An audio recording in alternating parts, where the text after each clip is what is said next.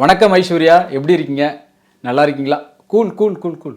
ஏன் ஏன் இவ்வளோ டென்ஷன்? ஏன் இவ்வளோ கோவம்? பொறுமையாக இருங்க, பொறுமையாக இருங்க, வருத்தப்படாதீங்க. எதுக்கு இவ்வளோ தூரம் வருத்தப்படுறீங்க? என்னடா இது, சக்தி வந்து யார் ஐஸ்வர்யான்னு கூப்பிட்டுட்டு இருக்காருன்னு நண்பர்கள் கேட்கலாம். ஒன்றும் இல்லை, லால் சலாம் படத்தோட இயக்குனர் ஐஸ்வர்யா ரஜினிகாந்த் அவங்கள தான் கூப்பிட்டுக்கிட்டு இருக்கேன். என்னோட அவங்க சின்ன வயசு தான், அதனால் பேர் சொல்லி கூப்பிடலாம், தப்பு இல்லைன்னு நினைக்கிறேன். ஒன்றும் இல்லை, உங்கள் எல்லாருக்குமே தெரிஞ்ச விஷயந்தான். லால் சலாம் படத்தோட ஆடியோ ஃபங்க்ஷனில் வந்து எங்கள் அப்பாவை எல்லோரும் சங்கின்னு கூப்பிட்றாங்க. அது எனக்கு ரொம்ப வருத்தமாக இருக்குது. எங்கள் அப்பா சங்கியெல்லாம் கிடையாது. அவர் சங்கியாக இருந்தால் இந்த லால் சலாம் படத்தில் வந்து ஒரு முஸ்லீம் கேரக்டரில் அவர் நடிச்சிருப்பாரா? அதனால் தயவுசெய்து யாரும் அவர் வந்து சங்கின்னு சொல்லாதீங்க அப்படின்னு ரொம்ப வருத்தப்பட்டு பேசினாங்க. கட் பண்ணால் அடுத்த நாளே வந்து நிறைய பேர், இங்கே பாருங்க உங்கள் அப்பா சங்கி தான், அதுக்கான ஆதாரங்கள் இது அப்படின்னு ஒரு லிஸ்ட்டெல்லாம் தூக்கி போட்டு கடுமையாக விமர்சனம் பண்ண ஆரம்பிச்சிட்டாங்க. அந்த பிரச்சனை அதோடு முடிஞ்சிருக்குன்னு தான் அவங்க எதிர்பார்த்தாங்க. அதுக்கப்புறம் பார்த்தீங்கன்னா நிருபர்கள் மறுபடியும் ரஜினியை சந்திக்கும்போது, என்ன லால் சலாம் படத்தை ஓட வைக்கிறதுக்காக தான் உங்கள் பொண்ணு அப்படி பேசுனாங்களா அந்த ஸ்டேஜில் அப்படின்னு கேள்வியை கேட்க, அந்த விஷயத்தை கேள்விப்பட்டோன்னா ஐஸ்வர்யா இன்னும் ரொம்ப அப்செட் ஆகிட்டாங்க. என்னங்க நீங்கள் இந்த கேள்வியை வந்து என்கிட்ட தானே கேட்டிருக்கணும், எங்கள் அப்பாட்ட போய் ஏன் கேட்குறீங்க? ஏன் திரும்ப திரும்ப அவரே வந்து நீங்கள் டார்கெட் பண்ணிக்கிட்டு இருக்கீங்க? நான் தானே அதை பற்றி பேசினப்ப நீங்கள் வந்து என்கிட்ட தானே அந்த கேள்வி வந்து கேட்டிருக்கணும் அப்படின்னு ரொம்ப வருத்தப்பட்டாங்களாம். எங்கன்னா ஒரு 2 நாளைக்கு முன்னாடி லால் சலாம் படத்தோட ப்ரெஸ் மீட் நடந்துச்சு. அங்கே தான் ஒரு அரை மணி நேரமாக ரொம்பவே ஃபீல் பண்ணியிருக்கிறாங்க. ஆமாம், அங்கேருந்து வந்த தகவல் இது. இப்போ என்னென்னா, எங்கள் அப்பா வந்து சங்கின்னு யாருமே சொல்லாதீங்க, அவர் அப்படிப்பட்டவர் கிடையாது அப்படின்னு தான் ஐஸ்வர்யா சொல்ல வர்றாங்க. அவருடைய சில திரைப்படங்களை பார்க்கும்போது ஆமாம் அவர் சங்கி இல்லை அப்படின்னு தான் நமக்கு சொல்ல தோணுது. உதாரணத்துக்கு நீங்கள் வள்ளி படத்தை எடுத்துக்கோங்களேன். வீரையாங்கிற ஒரு கேரக்டரில் வருவார்.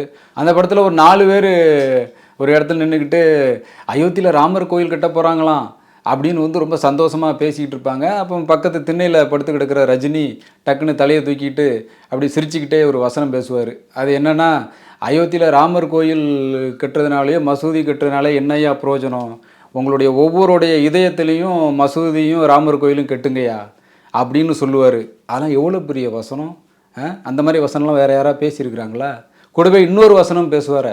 நம்ம ஒவ்வொருத்தருடைய மனசுலையும் இந்தியன்கிற உணர்வு எப்போ வருதோ அன்னைக்கு தான் இந்த நாடு உருப்படும் அப்படின்னு ஒரு டைலாக் பேசியிருப்பார்ல. அதுக்கப்புறம் பாட்ஷா படம் பார்த்திங்களா? அந்த படத்தோட பேரை சொன்ன உடனே வந்து உங்களுக்கு யார் ஞாபகத்தில் வரா? பாட்ஷா பாய். அந்த படத்தை பார்த்துட்டு நிறைய ரசிகர்கள் வந்து என் தலைவரே அந்த படத்தில் ஆட்டோ ஓட்டி பெரிய ஆள் ஆகிட்டார், நம்ம ஆக முடியாது அப்படின்னு படிப்பை பாதியில் விட்டுட்டு நீங்கள் நிறைய பேர் ஆட்டோ ஓட்டிக்கிட்டு இருக்கிறாங்க. இப்போ அதை விட்டுருங்க. இன்றைக்கி அந்நேரம் அவங்களாம் படிச்சிருந்தாங்கன்னா ஒரு டாக்டராகவோ இன்ஜினியராகவோ ஒரு ஐடி கம்பெனிலே வேலை பார்த்துருப்பாங்க. ஏன் வாஷிங்டன்லேயே போய் திருமணம் நடத்துகிற அளவுக்கு வந்து அவ்வளோ பெரிய ஆளாகவும் வளர்ந்துருப்பாங்க. அதை பற்றி பேச வரல. பட் அந்த படத்தில் வந்து ரஜினி ஏற்று நடித்த அந்த கேரக்டரை தான் நான் சொல்ல வரேன். பாட்ஷா பாய் கேரக்டர் எவ்வளோ பவர்ஃபுல்லான கேரக்டர், நட்புக்கு ஒரு இலக்கணமான கேரக்டர் தானே அது. இன்றைக்கு வரைக்கும் அந்த படம் வந்து ஏன் எல்லாரும் மத்தியிலும் பேசப்படுதுன்னா அந்த பாட்ஷா பாய் கேரக்டர் தான். அதெல்லாம் அவர் ரஜினி நடிச்சிருக்காருல்ல. அப்படிப்பட்டவர் போய் நம்ம எல்லாரும் சங்கின்னு சொல்லலாமா? அது சரியாக இருக்குமா? அதனால தான் ஐஸ்வர்யா ஃபீல் பண்ணுறாங்க. ஏன் அவங்க திரும்ப திரும்ப அதை சொல்ல வராங்கன்னா, இந்த நாளைக்கு ரிலீஸ் ஆக போகிற லால் சலாம் அந்த படத்தில் மொய்தீன் பாயா தானே ரஜினி நடிச்சிருக்கிறாரு. இப்போ சமீபத்தில் தான் அந்த படத்தோட ட்ரெய்லர் வந்தது.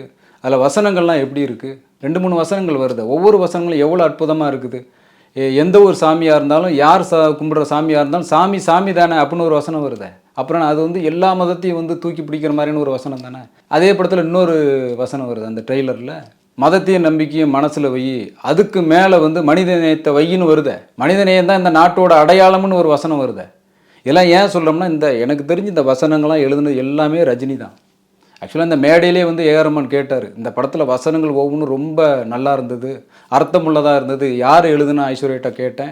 அவங்க சொன்னாங்க நானும் எங்கள் அப்பாவும் சேர்ந்து எழுதணும் அப்படின்னாப்புல. எனக்கு தெரிஞ்சு ஐஸ்வர்யாவோட பங்களிப்பு விட ரஜினியோட பங்களிப்பு தான் அந்த வசனங்கள் அதிகமாக இருக்குன்னு அந்த வசனங்களை நம்ம கேட்கும்போதே தெரியுது. கடப்பால் ஒரு மசூதி இருக்குது, அதுக்கு வந்து ஏஆர் ரஹ்மான், ரஜினி, ஐஸ்வர்யா இவங்கெல்லாம் போயிருந்தாங்க. பாருங்கள், எல்லாரும் அவர் வந்து படத்தில் தான் வசனங்கள் பேசுகிறாரு, படத்தில் தான் அந்த மாதிரி கேரக்டர் நடிக்க, நிஜ வாழ்க்கையில் அவர் எங்கே அதெல்லாம் ஃபாலோ பண்ணுறாருன்னு கேட்டாங்களே. இந்த மசூதிக்கு போயிட்டு வந்திருக்காரு அப்படின்னு ஆச்சரியமாக பார்த்தேன். ஆனால் அப்புறமா தான் தெரிஞ்சது, அது லால் சலாம் படம் ஆரம்பிக்கிறதுக்கு முன்னாடி அந்த மசூதிக்கு போயிட்டு வந்திருக்கிறார்.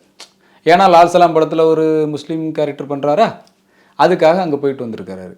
அதே மாதிரி அவர் வந்து கட்சி ஆரம்பிக்க போகிறேன்னு சொன்னார் இல்லையா, அந்த டைமில் வந்து ஒரு ஆன்மீக அரசியலை நான் கொண்டு வரேன்னு அவர் பேசியிருந்தார். அதுக்கு அவர் என்ன பிளான் பண்ணி வச்சுருந்தாருன்னா, 3 மதத்தில் இருக்கிற கோயிலுக்கும் போயிட்டு வரணும் ஒரு பிளானில் வச்சுருந்தாருலாம். அப்போ செய்திகள் வந்தது.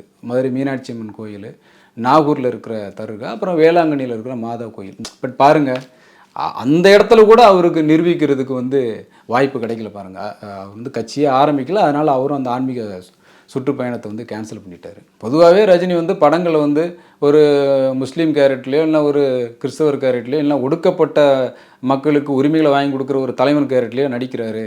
ஆனால் நிஜ வாழ்க்கையில் அவங்களுக்குலாம் ஏதாவது பிரச்சனை வரும்போது எந்த கருத்தும் சொல்ல மாட்டேங்கிறார், அப்படி அமைதியாக போயிடுறாரு அப்படிங்கிற ஒரு குற்றச்சாட்டு இருக்குது. ஐஸ்வர்யா வந்து அதை தான் நீங்கள் கவனிக்கணும். அப்போ உங்கள் அப்பா வந்து மொய்தீன் பாய் கேரக்டரில் நடிச்சிட்டாரு, ஆனால் நீங்கள் ஏன் வந்து அவர் இப்படி விமர்சனம் பண்ணுறீங்க அப்படின்னு சொல்கிறதுல எந்த அர்த்தமும் கிடையாது. ஏன்னா நிஜ வாழ்க்கையில் உங்கள் அப்பா அப்படி இல்லைங்கிறது தான் எல்லோருடைய கருத்தாக இருக்குது. லால் சலாம் படம் மூலமாக உங்கள் அப்பா மேலே இருக்கிற அந்த கரையை துடைக்கிறதுக்கு நீங்கள் முயற்சி பண்ணுறீங்க, வாழ்த்துக்கள். ஒருவேளை அந்த படத்துக்கு அப்புறமாவது உங்கள் அப்பா மேலே இருக்கிற அந்த சங்கிங்கிற இமேஜ் மாறுதான்னு பார்ப்போம்.